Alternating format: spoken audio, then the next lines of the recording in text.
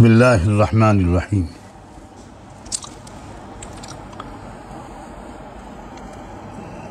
بھائیوں اور بہنوں اور نوجوانوں،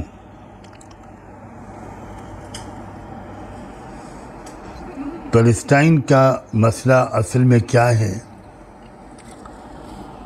میں ذرا اس کو بہت وستار سے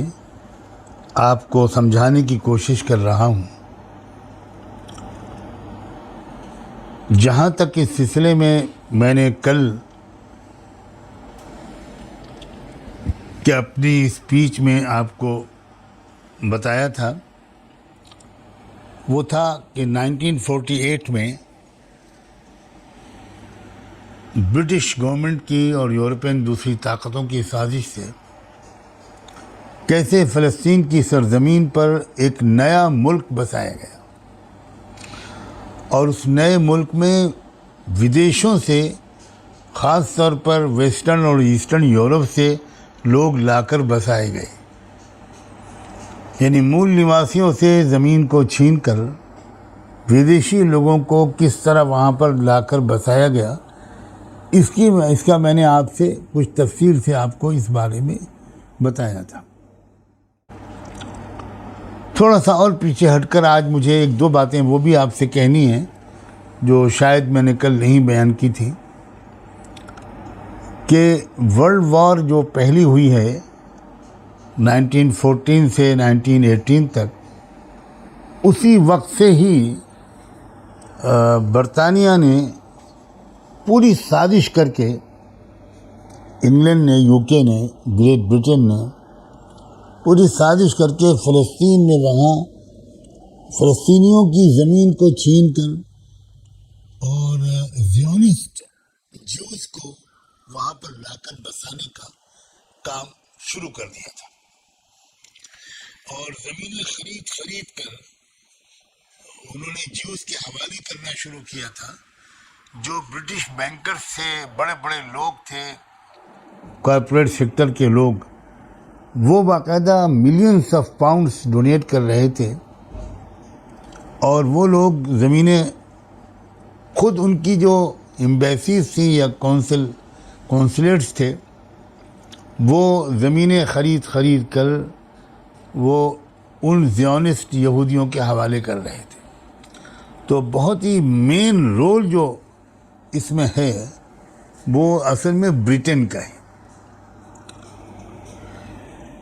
اور اب انگریزوں کی تاریخ سے، ان کی فطرت سے، ان کے مزاج سے، ان کے شریعتر کاری مزاج سے جو لوگ واقف ہیں،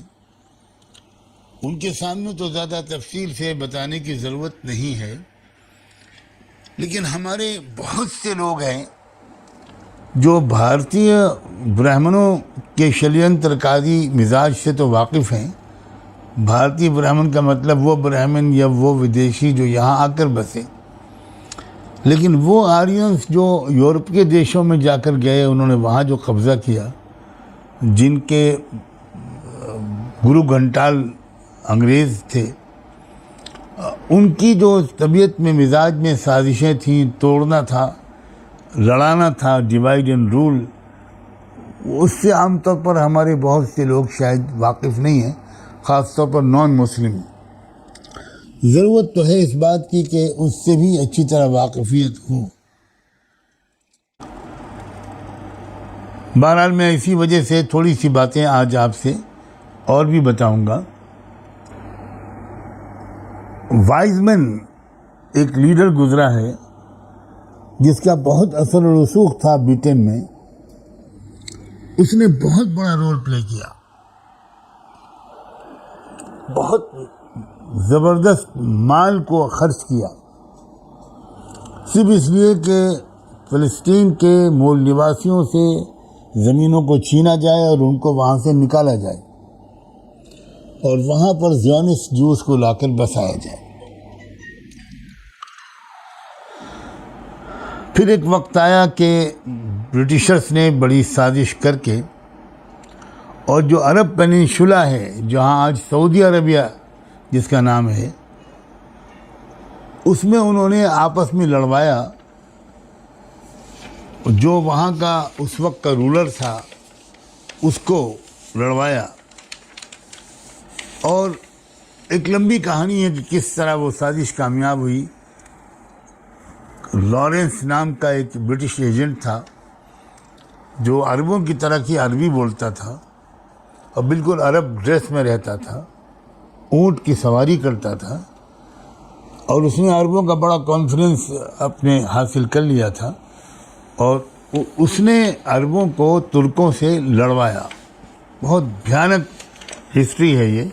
کس طرح عرب دھوکے میں آئے اور بیوقوف بنے,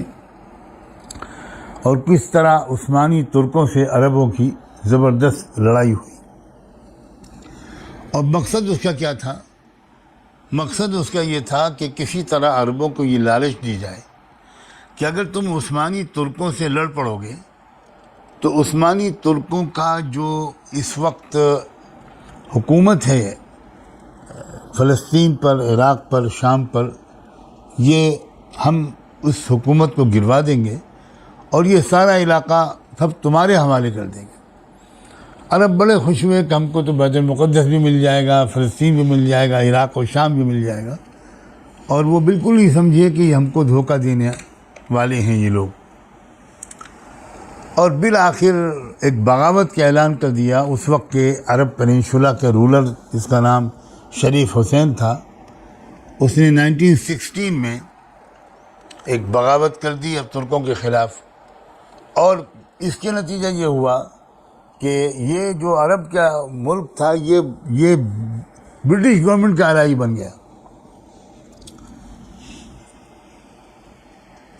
یہ عجیب تاریخ ہے, یہ غداری کی تاریخ,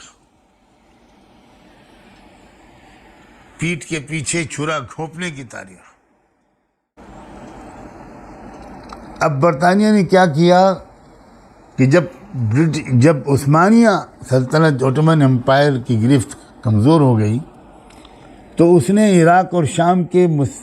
فیوچر کے بارے میں یہ فرانس سے بات چیت شروع کی. پہلے وعدہ کیا تھا کہ عربوں کو کہ ہم تم کو دے دیں گے, لیکن جب عربوں نے وہ کام کر دیا جو وہ کرانا چاہتے تھے تو انہوں نے عراق اور شام سے فلسطین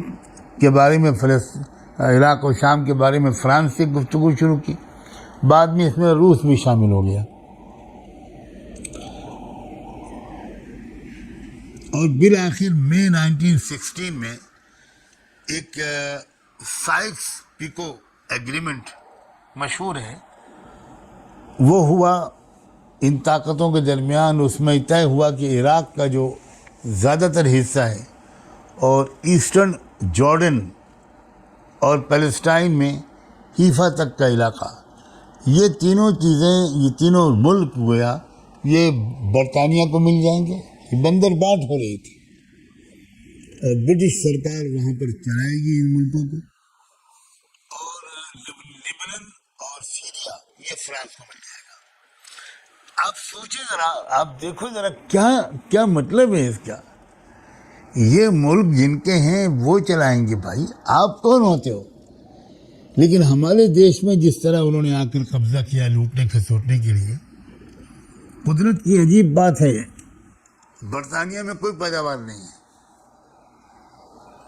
وہ ساری دنیا کی دولت کو لوٹ کر دنیا کی بڑی طاقت بنے. آپ کو تو یہ بات یقیناً پتہ ہے کہ بھارت کا سارا مال اور منافع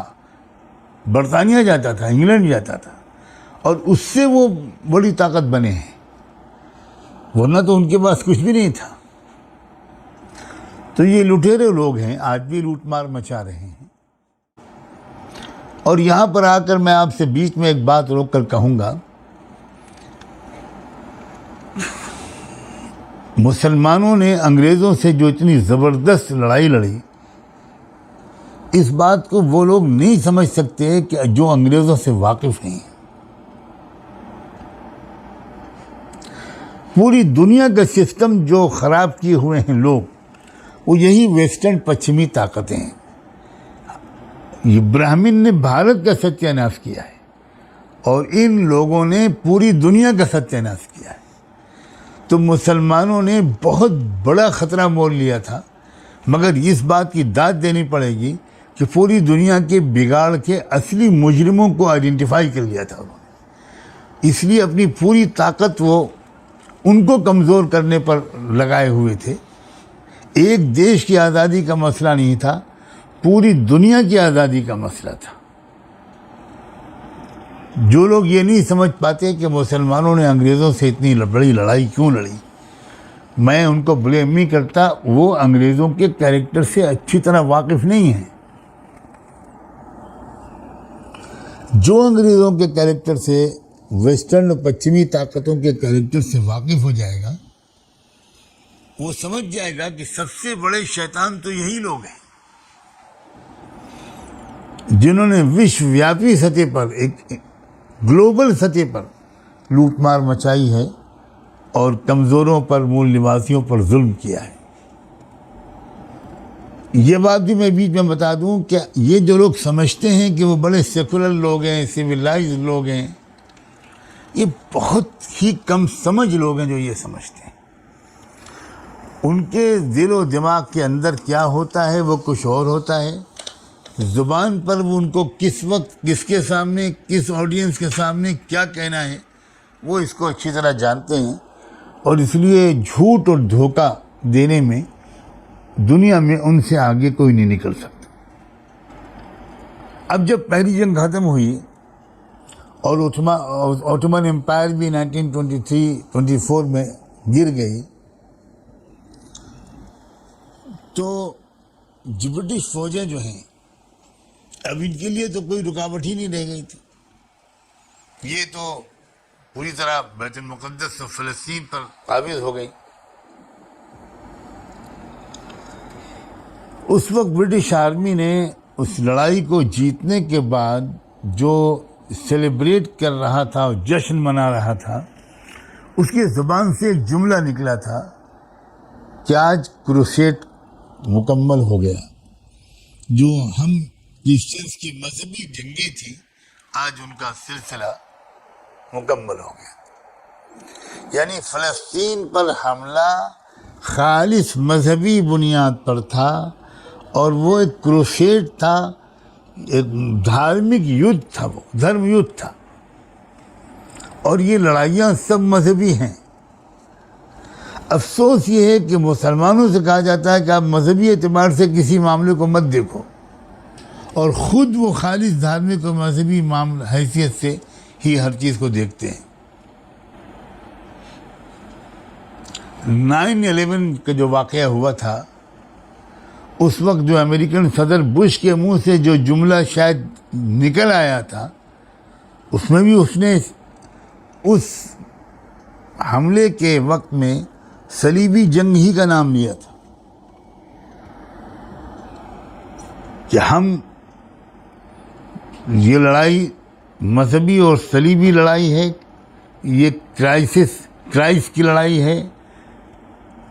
ہم جیسس کرائسٹ کے سپاہی ہیں۔ تو یہ خالص مذہبی جذبات ابھار کر اور مذہبی مقاصد کو سامنے رکھ کر بہت سی لڑائیاں ہوتی ہیں، اور کبھی کبھی اس کا اظہار زبان پر آ جاتا ہے۔ لوئس 9 جو برٹش ایک بادشاہ گزرا ہے 13 سینچری AD کا، 1270 میں وہ مرا تھا، اس نے اپنی مرنے سے پہلے جو ایک ول لکھوائی تھی، اس میں ایک وصیت اور ایک ول یہ تھی کہ عربوں کے بیچ میں ایک ایسی حکومت قائم کی جائے جو ان کو آپس میں اتحاد کر لینے اور ایک ہو جانے سے روکے رکھے، اور ان کے اندر ہمیشہ پھوٹ ڈالتی رہے۔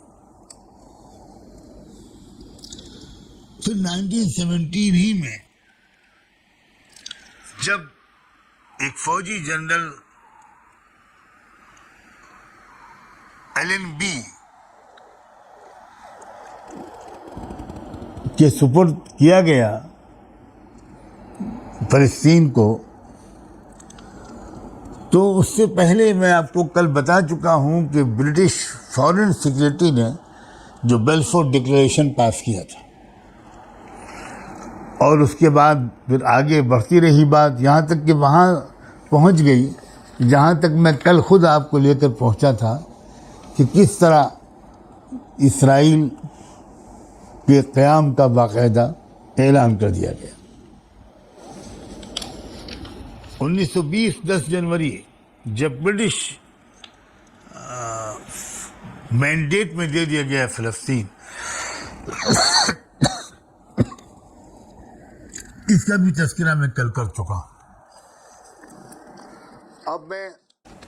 درمیان کی ایک دو چیزوں کو چھوڑ کر وقت بچانے کے لیے وہاں سے آگے سے بات شروع کروں گا جہاں میں نے کل بات کو پہنچایا تھا۔ فلسطین کے لوگوں نے اکتوبر 1948 میں، یاد رکھیے گا کہ اگست 1948 میں باقاعدہ اسرائیل کے قیام کا اعلان ہو چکا ہے، اور یہ بھی ذہن میں رکھیے کہ 1947 میں اس سے ایک سال پہلے اگست کے ہی مہینے میں بھارت کو نام نہاد کتھا کتھت آزادی دی گئی، اور یہاں بھی اس ملک کو ایسا کر دیا گیا کہ یہ مستقل آپس میں لڑتے رہے۔ یہی کام انہوں نے فلسطین میں اگلے سال کیا، 1948 میں اگست کے ہی مہینے میں۔ ایک فلسطینیوں نے کانفرنس کی غزہ میں، یہ بھی عجیب سرزمین ہے غزہ، یہ تو حضرت محمد صلی اللہ علیہ وسلم کی حدیثوں میں اس بات کا ذکر آیا ہے۔ شاید میں آگے اپنی آخری گفتگو میں وہ حدیث کوٹ کروں جس میں آپ نے فرمایا ہے کہ آخری دور میں ظلم کے خلاف جو سب سے بڑی اور زبردست ریزسٹنس ہوگا وہ غزہ سے شروع ہوگا۔ حدیث میں باقاعدہ غزہ کے علاقے کا تذکرہ آیا، اور آج آپ دیکھ رہے ہیں کہ غزہ ہی ہے جو ساری قربانیاں دے رہا ہے۔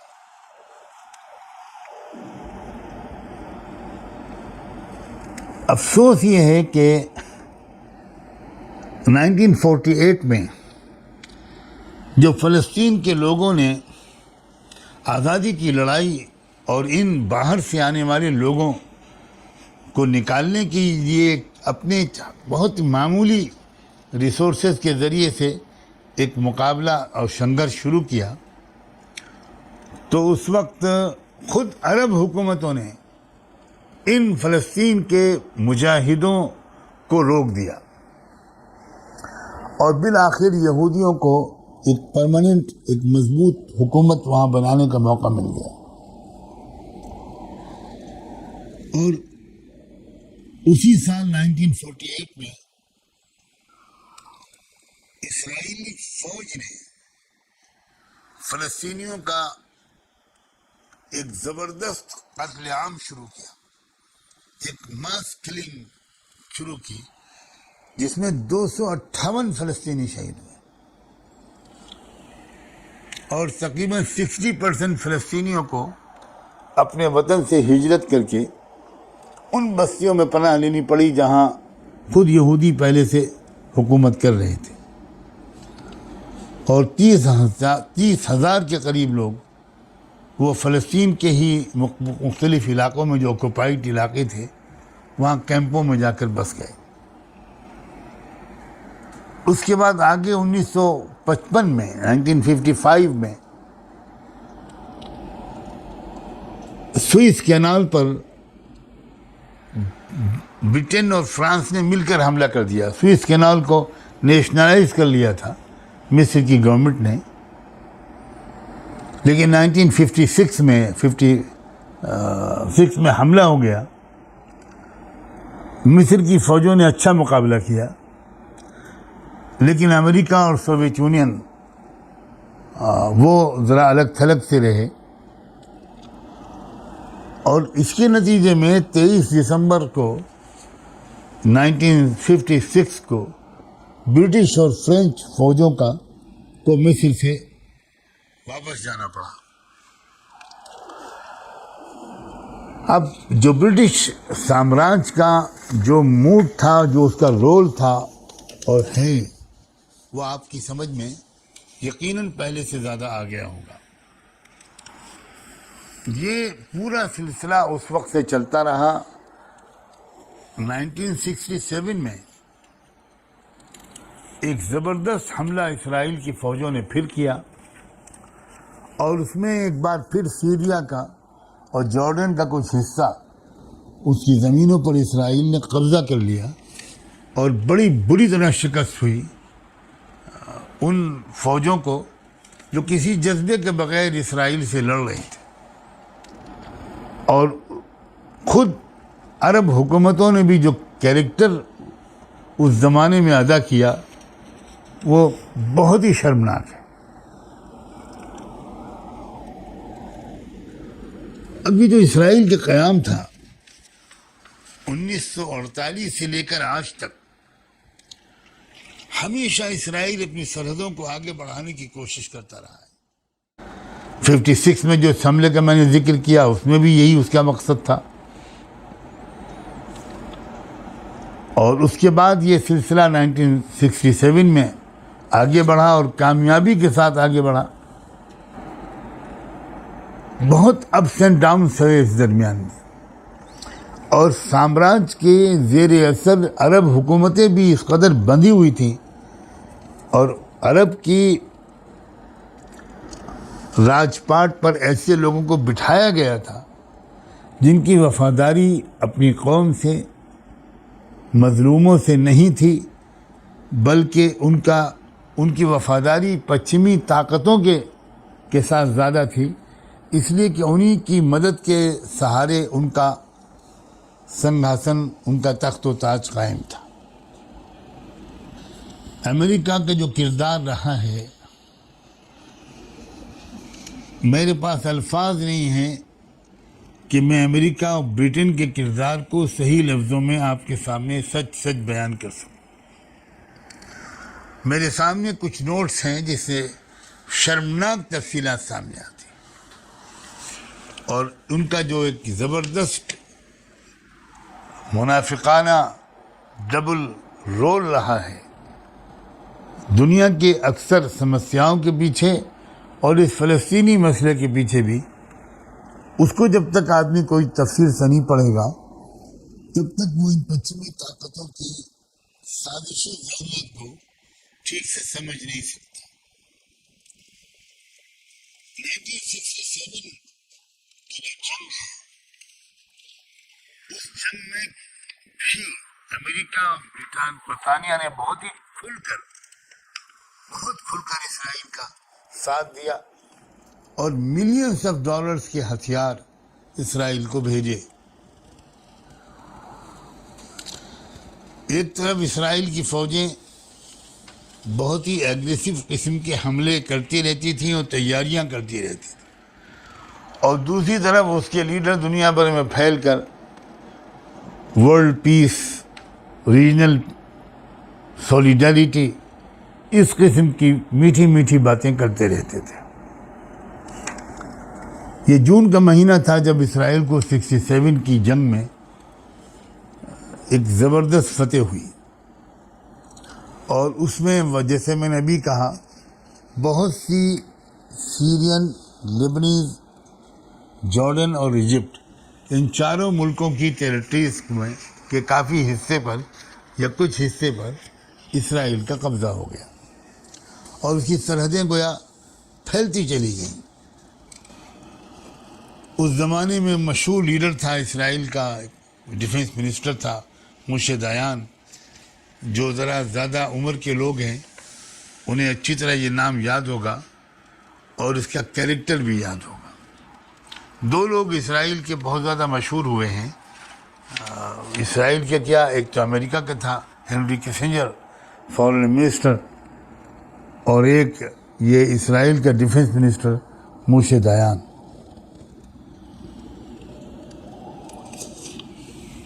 ستمبر کے مہینے میں یو این او کا اجلاس ہوا اور جیسے کہ یو این او کا اجلاس ہمیشہ ہوتا ہے وہی نتیجہ یو این او کے اس اجلاس کا بھی نکلا. اگر آپ اس زمانے کے ریکارڈز نکال کر کوئی دیکھیں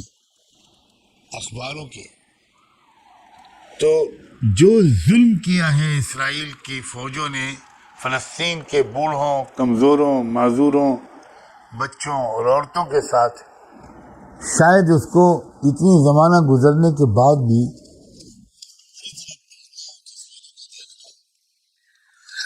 آسان نہ ہو۔ ویسٹرن جو طاقتیں ہیں، یہ کہا جاتا ہے کہ عربوں کے تیل کی لالچ بھی رکھتی ہیں اور اسرائیل کے ساتھ دوستی بھی نبھاتی رہتی۔ لوگ کچھ کہیں، میں اپنے مطالعے کی روشنی میں بہت صاف کہتا ہوں کہ ان کی یہ پوری اصل لڑائی مذہبی ہے، اور وہ مذہبی جذبے سے زیونسٹ لابی کا پورا ساتھ دے رہے ہیں اور مسلمانوں کو تباہ کرنے اور کچل ڈالنے اور کمزور سے کمزور تر کرتے چلے جانے کے ایجنڈے پر بہت زمانے سے چل رہے ہیں۔ بے دانت کا جس طرح کا ہاتھی بنا کر کھڑا کیا گیا ہے، اس کے کتنے ہی ریزولوشنز آتے رہے اسرائیل کو کنڈیم کرتے ہوئے، اور اسرائیل سے ڈیمانڈ کرتے ہوئے کہ اسے یہ سرحدیں خالی کر دینی چاہیے، پیچھے چلا جانا چاہیے، 67 کے پہلے کے بارڈرز تک اسرائیل کو اپنے آپ کو ودرا کر لینا چاہیے، لیکن آج تک اسرائیل نے کسی بات کی پرواہ نہیں کی۔ بھارت کی بھولی بھالی جنتا کو اسرائیلی میڈیا اور زیونسٹ میڈیا جو پوری دنیا کے میڈیا پر قابض ہے، وہ یہ پروپیگنڈا کرتا رہا کہ عرب لوگ بڑے فینیٹک اور ٹیررسٹ ہیں اور اسرائیل کے لوگ بہت ہی الٹرا ماڈرن اور سیکولر ہیں، اور عرب تو بلا وجہ یہودیوں کے دشمن بنے ہوئے ہیں۔ لیکن ایمانداری کی بات یہ ہے کہ اسرائیل سے بڑا ٹیررسٹ کوئی آرگنائز گروپ اور یا بلکہ کوئی ملک میرے علم میں دنیا میں نہیں ہے۔ دنیا میں دہشت گردی اور ٹیررزم کی اصل جڑ بنیاد اور اس کا اصل سرچشمہ اسرائیل ہے۔ 70-72 سال ہو چکے ہیں اسرائیل اپنے ایجنڈے کو اپنے آخری دور میں داخل کر کے وہ ایک بھرپور کوششیں کرنا چاہتا ہے، اور بہت لمبے اس کے منصوبے اور پلان ہیں۔ لیکن یہ میں آپ کو اب بتا دوں، اور یہیں پر آج میں اپنی بات کو مکمل کروں گا، کہ انجام کیا ہونے والا ہے قرآن مجید کے پڑھنے والوں اور محمد رسول اللہ صلی اللہ علیہ وآلہ وسلم کو پہچاننے والوں کو اس میں کوئی شک نہیں ہے کہ اب شاید چند سال بچے ہیں اسرائیل کی عمر کے۔ میں جانتا ہوں کہ یہ بات آپ میں سے بہت سو کو شاید سمجھ میں نہ آئے اور کچھ شک بھی ہو اور خاصا تعجب بھی ہو، اور میں اپنی عام طور پر اس طرح کی باتیں کہنے کا عادی نہیں ہوں، لیکن میں اتنا ہی اس وقت کہہ سکتا ہوں کہ بہت یقین کے ساتھ کہا جا سکتا ہے کہ اب اسرائیل کی عمر کی الٹی گنتی شروع ہو چکی ہے۔ قوموں کی الٹی گنتی شروع ہوتی ہے تو 10-20 سال تو لگ ہی جاتے ہیں۔ جس قسم کے حالات اس لیٹسٹ پچھلے 2 ہفتے کے درمیان وہاں پر ہوئے ہیں،